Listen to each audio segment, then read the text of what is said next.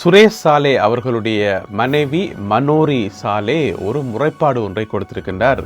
தன்னை ஒரு மர்ம நபர் பின்தொடர்ந்து வருவதாகவும் தங்களை புகைப்படங்கள் வீடியோக்கள் எடுப்பதாகவும், எனவே அது குறித்த விவரங்களை விரிவாக விளக்கமாக இந்த காணொலியில் பார்க்க இருக்கின்றோம். நாம் தமிழர் கட்சியினுடைய தலைமை ஒருங்கிணைப்பாளர் சீமான் அண்ணா அவர்களை சந்தித்திருக்கின்றார் பாராளுமன்ற உறுப்பினர் சிவஞானம் ஸ்ரீதரன் அவர்கள். அது குறித்த விவரங்களையும், மட்டக்களப்பு மாவட்ட முன்னாள் பாராளுமன்ற உறுப்பினர் சேனாதிராசா ஜெயானந்தமூர்த்தி அவர்கள் காலமாகி இருக்கின்றார்.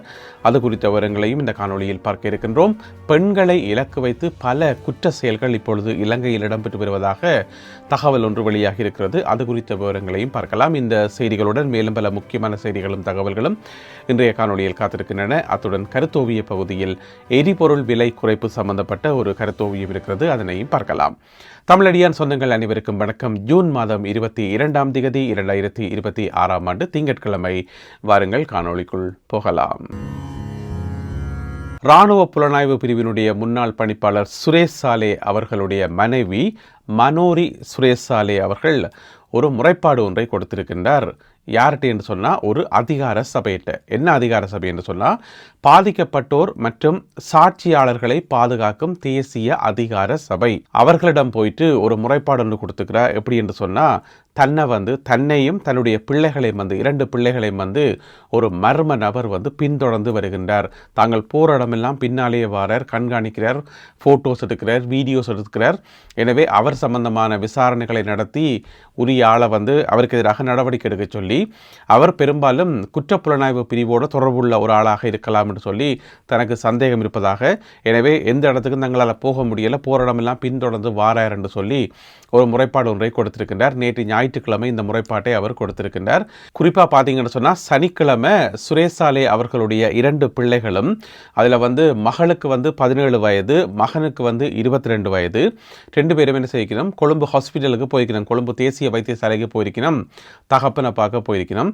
அப்படி போகக்குள்ள அந்த 2 பிள்ளைகளுக்கு பின்னாலே இந்த மர்ம நபர் போனவராம். அதாவது சிஐடியில் வேலை செய்கிறார் என்று சொல்லி கருதப்படக்கூடிய இந்த மர்ம நபர் பின்னாலேயே போயிட்டு தன்னுடைய கையடக்க தொலைபேசியில் போட்டோஸ் எடுத்தார், வீடியோஸ் எடுத்தார் என்று சொல்லி தன்னுடைய முறைப்பாட்டில் மனோரி அவர்கள் குறிப்பிட்டிருக்கின்றார். எனவே இதற்கு எதிராக உடனடி நடவடிக்கை எடுக்க சொல்லி, இது பொதுவாக நடக்கக்கூடிய ஒரு விஷயம்தான். ஏனென்று சொன்னால், சுரேஷ் சாலை இப்போ தடுத்து வைக்கப்பட்டிருக்கிறார். இவையில் எங்கே போயினோம், என்ன வரினம், என்ன செய்யணும் என்று சொல்லி கண்காணிக்கத்தன வேணும். அதை குற்றப்புலனாய்வு பிரிவினர் கண்டிப்பாக கண்காணித்து கொண்டு தான் இருப்பார்கள். இவர்களுடைய நடவடிக்கைகள் எப்படி இருக்குது, எங்கே போயினம், எங்கே வரினம், யாரோட கதைக்கினம், என்ன ஏதென்று சொல்லி கட்டாயம் கண்காணிப்பார்கள். இது முதலாவது. 2வது, இவர்களுக்கு கூட வேறு நபர்களால் ஆபத்துக்கள் வரலாம் தானே. இப்போ சுரேஷ் சாலே அவர்களுடைய மனைவிக்கோ பிள்ளைகளுக்கோ ஆபத்துக்கள் கூட வரலாம். எனவே அதை தடுக்கும் விதமாக கூட அந்த கண்காணிப்பு இருக்கலாம். எனவே பல காரணங்களுக்காக கண்காணிக்கப்படுவார்கள் என்றதில் எந்த விதமான சந்தேகமும் இல்லை. இப்போ ஒரு குறிப்பிட்ட நபர் கைது செய்யப்படுறார், முக்கியமான வழக்கில் கைது செய்யப்படுறார் என்று சொன்னால், அவருடைய குடும்ப உறுப்பினர்கள் ஒரு கண்காணிப்பு வளையத்தில் இருக்கிறது உலகம் முழுக்க சாதாரண விஷயம்தான். எனவே ஒரு முறைப்பாட்டை கொடுத்திருக்கின்றார். பாதிக்கப்பட்டோர் மற்றும் சாட்சிகளை பாதுகாக்கும் தேசிய அதிகார சபையிடம் அவர்கள் ஏதாவது நடவடிக்கை எடுப்பார்களா இல்லையா என்பதை பொறுத்திருந்து பார்ப்போம். மட்டக்களப்பு மாவட்ட முன்னாள் பாராளுமன்ற உறுப்பினர் சேனாதிராசா ஜெயானந்தமூர்த்தி அவர்கள் காலமாகி இருக்கின்றார். நேற்று ஞாயிற்றுக்கிழமை பிற்பகலில் அவர் காலமாகி இருக்கின்றார். கடந்த 2 வாரங்களாக அவருக்கு உடல்நல குறைவு ஏற்பட்டு மட்டக்களப்பு மருத்துவமனையில் அனுமதிக்கப்பட்டு சிகிச்சை பெற்றுக் கொண்டு வந்தார். அந்த சிகிச்சை பலனில்லாமல் நேற்றைய நாளில் அவர் உயிரிழந்திருக்கின்றார். உயிரிழக்கும் போது அவருக்கு 61 வயது. உங்கள் எல்லாருக்குமே தெரியும், 2004ஆம் ஆண்டு இடம்பெற்ற தேர்தலில் தமிழ் தேசிய கூட்டமைப்பு மாபெரும் வெற்றி பெற்றது. அதில் ஜெயானந்தமூர்த்தி அவர்களும் வெற்றி பெற்று பாராளுமன்ற உறுப்பினராக தெரிவு செய்யப்பட்டிருந்தார். அவர் அப்போது 44,457 வாக்குகளை பெற்று, அதாவது அவருடைய முதலாவது தேர்தலில் 44,457 வாக்குகளை பெற்று தமிழ் தேசிய கூட்டமைப்பு சார்பாக பாராளுமன்ற உறுப்பினராக தெரிவு செய்யப்பட்டிருந்தார். பிறகு அண்மை காலமாக அவர் உடல்நிலை சீரற்ற முறையில் இருந்ததால் தொடர்ந்து சிகிச்சைக்கு உட்படுத்தப்பட்டு வந்தார். இப்பொழுது நேற்று 21ஆம் தேதி அவர் சிகிச்சை பலனில்லாமல் உயிரிழந்திருக்கிறார். அவருக்கு பல்வேறு தரப்பினரும் தங்களுடைய அஞ்சலிகளை செலுத்தி வருகிறார்கள். இலங்கையில் தனியார் பேருந்துகளுக்கான கட்டணங்கள் குறைக்கப்படுமா? இந்த ஒரு கேள்விக்கு இலங்கை தனியார் பேருந்து உரிமையாளர் சங்கம் இருக்குதானே, அந்த சங்கத்தினுடைய தலைவர் கெமுனு விஜயரத்ன ஒரு பதில் சொல்லியிருக்கார். அடுத்து வரும் 6 மாதங்களுக்கு இலங்கையில் தனியார் பேருந்துகளுக்கான கட்டணங்கள் குறைக்கப்பட மாட்டாது என்று சொல்லி, அதாவது அரசாங்கம் எரிபொருட்களுக்கான விலைகளை குறைக்கிற ஒரு யோசனையில் இருக்குது. ஒருவேளை இலங்கையில் எரிபொருட்களுக்கான விலைகள் குறைக்கப்படுமாக இருந்தாலுமே கூட தனியார் பேருந்துகளுக்கான கட்டணங்களை குறைக்கின்ற நோக்கம் அடுத்து வரும் 6 மாதங்களுக்கு கிடையாது என்று சொல்லியிருக்கார். அதுக்கு காரணம், ஏற்கனவே தனியார் பேருந்துகள் நஷ்டத்தில் தான் இயங்குகின்றன. கடந்த ஒரு கொஞ்ச காலத்தில் பார்த்தீங்கன்னு சொன்னா தங்களுக்கு 60 கோடி ரூபாய் நஷ்டம் ஏற்பட்டிருக்கு என்று சொல்லி அவர் சொல்லியிருக்கார். எனவே 60 கோடி ரூபாய் நஷ்டத்தை ஈடு செய்யணும், அதனால பேருந்துகளுக்கான கட்டணங்கள் குறையாது என்று சொல்லியிருக்கார். இதை எதிர்த்து யாராவது வழக்கு போடுவதாக இருந்தால் தாராளமாக வழக்கு போடுங்க, ஒரு பிரச்சனையுமே இல்லை. ஆனால் எங்களால் கட்டணங்களை குறைக்க முடியாது என்று சொல்லி தனியார் பேருந்து உரிமையாளர் சங்கத்தினுடைய தலைவர் கெமுனு விஜயரத்ன அவர்கள் அறிவித்துள்ளார்.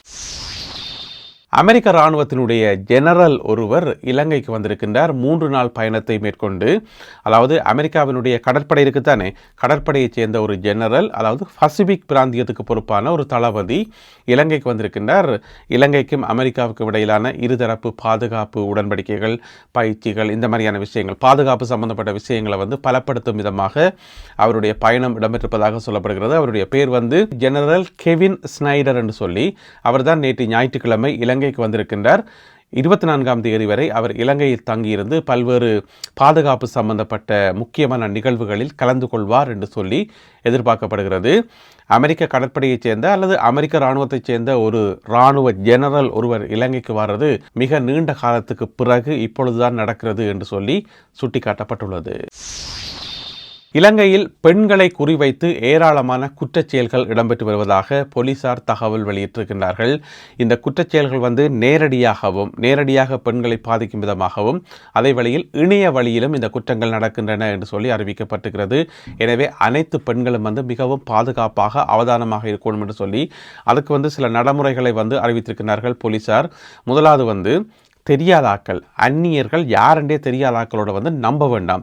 அவர்களை நம்புறது, அவர்களுக்கு காசு கொடுக்கறது, அவர்களுக்கு நகைகள் கொடுக்கறது, இந்த மாதிரியான வேலைகளுக்கு போக வேண்டாம். இந்த மாதிரியான தொடர்புகளை ஏற்படுத்த வேண்டாம் முன்ன பின்ன தெரியாத நபர்களே என்று சொல்லி.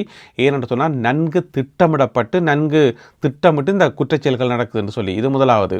ரெண்டாவது தனிப்பட்ட தகவல்களை கொடுக்காதீங்கோ.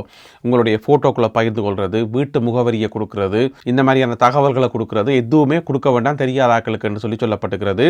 மூன்றாவது ஐடி நம்பர் கொடுக்கிறது, அதாவது தேசிய அடையாள அட்டை இலக்கத்தை கொடுக்கிறது, பேங்க் டீட்டெயில்ஸ் கொடுக்கிறது, இந்த மாதிரியான விவரங்கள். அதே போல் 4வது விஷயம் என்னன்னு சொன்னால் தெரியாத கோல்கள் ரிஜெக்ட் பண்ணுங்க. கோலை யாராவது எடுத்தால் உடனே ஆன்சர் பண்ணி கதைக்கணும்னு சொல்லி அவசியம் இல்லை, அதை ரிஜெக்ட் பண்ணுங்க. அதே போல் தெரியாத ஆக்கள் எஸ்எம்எஸ் அனுப்பினாலோ அல்லது சட் பண்ண வந்தாலோ வாட்ஸ்அப் மாதிரி தயவு செய்து அதுக்குள்ளே போய் வலையில் விழ வேண்டாம். ஏன்னு சொன்னால் நிறைய மோசடி சம்பவங்கள் நடக்குது என்று சொல்லி போலீஸ் தரப்பில் அறிவிக்கப்பட்டிருக்கிறது. எனவே அனைத்து பெண்களையும் அவதானமாக இருக்கும்படி இலங்கை போலீசார் கேட்டிருக்கின்றார்கள். பாராளுமன்ற உறுப்பினர் சிவஞானம் ஸ்ரீதரன் அவர்கள் 3 நாள் பயணத்தை மேற்கொண்டு தமிழகத்துக்கு சென்றிருக்கின்றார். தமிழகத்தினுடைய பல்வேறு தலைவர்களை அவர் சந்தித்து கலந்துரையாடல்களில் ஈடுபட்டு வருகின்றார். அந்த அடிப்படையில் நேற்று ஞாயிற்றுக்கிழமை நாம் தமிழர் கட்சியினுடைய தலைமை ஒருங்கிணைப்பாளர் சீமான் அண்ணா அவர்களை சந்தித்து கலந்துரையாடி இருக்கின்றார் பாராளுமன்ற உறுப்பினர் சிவஞானம் ஸ்ரீதரன் அவர்கள். சீமான் அண்ணாவினுடைய இல்லத்துக்கு சென்று அவரை சந்தித்திருக்கின்றார் ஸ்ரீதரன் அவர்கள். சந்தித்து அந்த புகைப்படத்தை தன்னுடைய சமூக வலைதளத்தில் அவர் பகிர்ந்திருக்கின்றார். அதுக்கு முதல் பார்த்தீங்கன்னு சொன்னா பாரதிய ஜனதா கட்சியினுடைய தமிழகத்துக்கான மாநில தலைவர் நயினார் நாகேந்திரன் அவர்களையும் சந்தித்து கலந்துரையாடியிருந்தார். அதே போல பிஜேபியினுடைய பல்வேறு தலைவர்களையும் சந்தித்திருந்தார் சிவஞானம் ஸ்ரீதரன் அவர்கள். இந்த சந்திப்பின் போது இலங்கையினுடைய பல்வேறு பிரச்சனைகள் குறித்து தான் எடுத்து கூறியதாக அவர் குறிப்பிட்டிருக்கின்றார். மிக முக்கியமாக செம்மணி பகுதியில் தற்பொழுது அகழ்வு பணிகள் இடம்பெற்று வருகின்றமையும், அதில் ஏராளமான எலும்புக்கூடுகள் மீட்கப்படுகின்றமை, காணாமல் போனவர்களுடைய பிரச்சனை, மற்றது இந்து ஆலயங்கள் அழிக்கப்பட்டு பௌத்த ஆலயங்கள் கட்டுறது, இந்த மாதிரியான பிரச்சனைகள், இவை எல்லாத்தையும் தான் எடுத்துரைத்ததாக பாராளுமன்ற உறுப்பினர் சிவஞானம் ஸ்ரீதரன் அவர்கள் குறிப்பிட்டுள்ளார். இலங்கையில் நேற்று முன்தினம் 20ஆம் தேதியிலிருந்து சீட் பெல்ட் அணிவது கட்டாயமாக்கப்பட்டுள்ளது. அதாவது வாகனத்தை செலுத்துகின்ற டிரைவராக இருக்கலாம் அல்லது பக்கத்திலிருந்து போறாக்கள் பின்னுக்கிருந்து போறாக்கள் எவராக இருந்தாலும் கட்டாயம் சீட் பெல்ட் போடணும் என்று சொல்லி அரசாங்கத்தால் அது கட்டாயமாக்கப்பட்டிருக்கிறது. அதுக்கு எதிராக நடவடிக்கை எடுக்கப்படும் என்று சொல்லி, அதை மீறினா வந்து நடவடிக்கை எடுக்கப்படும் என்று சொல்லி அறிவிக்கப்பட்டிருக்கிறது. எனவே எல்லாருமே வந்து சீட் பெல்ட் கட்டாயம் போடுங்கோ, அப்போ தான் பாதுகாப்பாக இருக்கலாம். எத்தனையோ உயிர்களை வந்து கடந்த காலங்களில் வந்து காப்பாற்றியிருக்கலாம். எல்லாமே வந்து அநியாயமாக வீதி விபத்தில் வந்து நிறைய பேர் உயிரிழந்திருக்கின்றார்கள். எனவே இனிமேலாவது இந்த மாதிரியான விபத்துக்களை வந்து நாங்கள் தவிர்க்கணும். சீட் பெல்ட், ஹெல்மெட், இந்த மாதிரியான விஷயங்கள் கட்டாயம். அடுத்ததாக இன்றைய கருத்தோவியம், ஒரு சாதாரண குடிமகன் ஒரு ஆள் வந்து பேப்பர் வாசிக்கிறார். அந்த பேப்பரில் வந்து எழுதப்பட்டிருக்கிறது, சர்வதேச ரீதியாக எரிபொருட்களுக்கான விலைகள் வந்து குறையுது என்று சொல்லி. அப்போ அதை பார்த்து சந்தோஷப்படலாம்னு பார்த்தா அவரை வந்து லொக் பண்ணி வச்சு கிடக்குது. எங்கே லொக் பண்ணி வச்சு கிடக்குன்னு சொன்னால் ஒரு பேரலுக்கு வந்து லொக் பண்ணி வச்சு கிடக்குது. அதுக்குள்ள வெளியில் கையை விட்டு தான் அந்த பேப்பர் எடுத்து வாசிக்கிறார். அங்கால பார்த்தா பூட்டு தொங்குது. அதாவது எரிபொருள் விலை ஏற்றத்துக்குள்ளே வந்து இவர் சிக்கிப்பட்டிருக்கார். இலங்கையில் இருக்கக்கூடிய சாதாரண மக்கள் வந்து எரிபொருள் விலையேற்றத்தில் வந்து சிக்கிப்பட்டிருக்கிறார்கள். இப்போதைக்கு வெளியில் வர முடியாது போல அடக்கு என்ற அர்த்தத்தில் வந்து இந்த கருத்தோவியம் வந்து ஓவியர் ஜெஃப்ரி அவர்களால் வந்து வரையப்பட்டிருக்கிறது. எனவே எரிபொருட்களுக்கான விலைகள் வந்து குறையணும் என்றுதான் எல்லா மக்களுடைய எதிர்பார்ப்பாகவும் இருக்கிறது. எப்போது குறையும் என்பதை பொறுத்திருந்து பார்ப்போம். இந்த காணொலியில் பகிர்ந்து கொள்ளப்பட்ட செய்திகள், தகவல்கள் தொடர்பான உங்களுடைய கருத்துக்களை மறக்காமல் கீழே எழுதுங்கள். மீண்டும் சந்திப்போம் உறவுகளே. நன்றி, வணக்கம்.